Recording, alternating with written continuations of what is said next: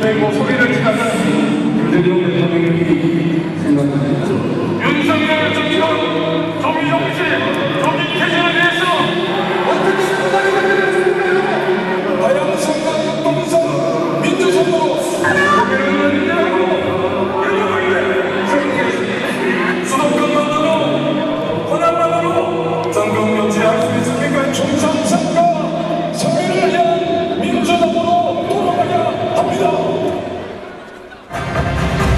정권 교체, 일체 회복, 평화 정착, 우리 모두의 민주당 민주당의 김정우와 김의원, 김두관 후보의 연설이 이어지겠습니다.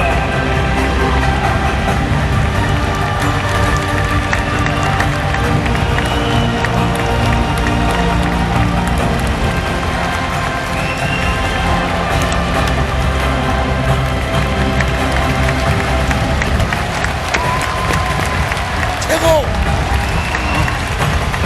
당신 최고야!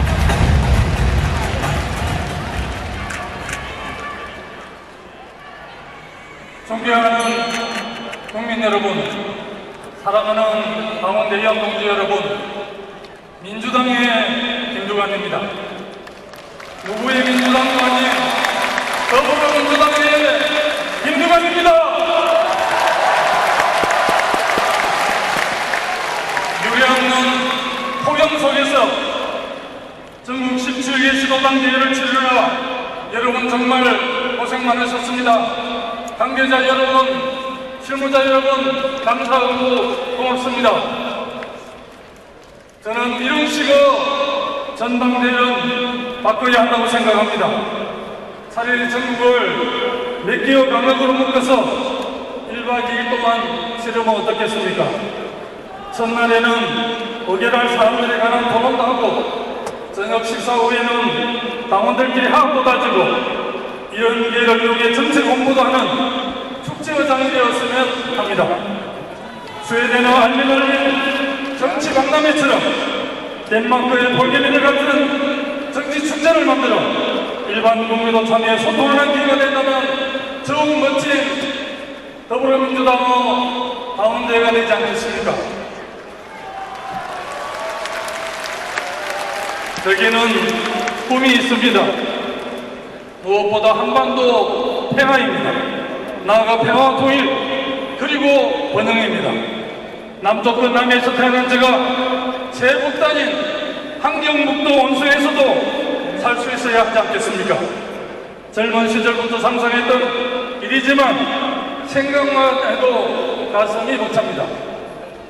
윤석열 대통령이 8월 15일 광복절 연축사에서 밝힌 통일로는 북한에 대한 선전포고와 같았습니다. 국제법적으로 남북은 유엔의 동시가 위반 다른 나라입니다. 대한민국 체제를 북한에 강요하는 것은 법소 통일론을 대놓고 주장하는 것이며 이런 남북 대결을 고조시키는 결과를 가져올 것입니다. 평화가 안보고 평화가 경제며 평화가 미래입니다. 민주당의 유사인 평화를 계승하고 평화를 지키기 위해 우리 민주당이 앞장서야 합니다. 여러분과 함께 전쟁을 방지하고 평화를 관리하고 평화 정치의 길을 저 김두관이 확실하게 열겠습니다.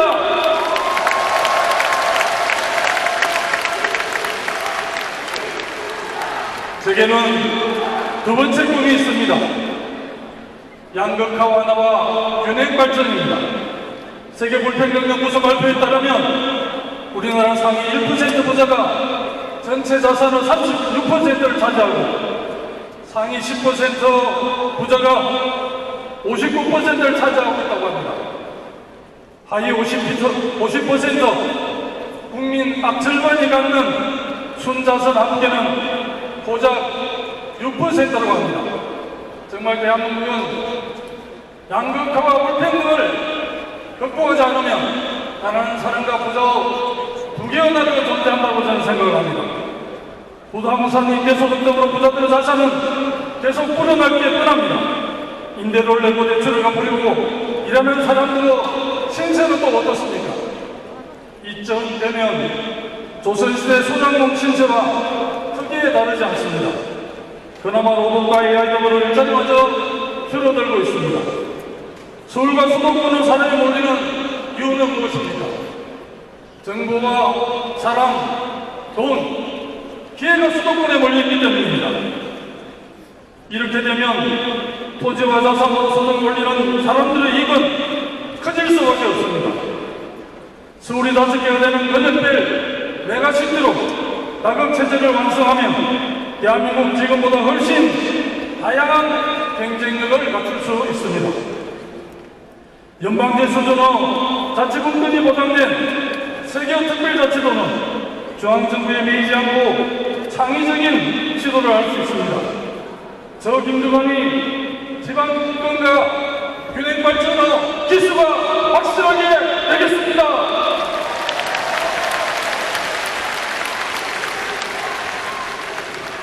당원대의원 동지 여러분, 제게 또 하나의 꿈이 있습니다. 사람답게 사는 세상을 만드는 꿈입니다. 사람답게 살 수 있는 사회가 되려면 인권, 평등, 자유 가치, 공정의 가치가 더해져야 합니다. 차이가 있더라도 추구할 수 있어야 한다는 뜻입니다. 기본적인 사무실이 보장되는 나라, 누구나 기회를 잡을 수 있는 나라, 아무 대가가 실현되는 나라, 능력이 모자란 사람도 존중받는 나라, 실패한 사람도 제기할 수 있는 나라, 불공정에 분노하지 않아도 되는 나라, 미래에 대한 불안에 조급하지 않아도 되는 나라가 되어야 합니다. 이게 제가 꿈꾸는 대한민국 참다운 모습입니다.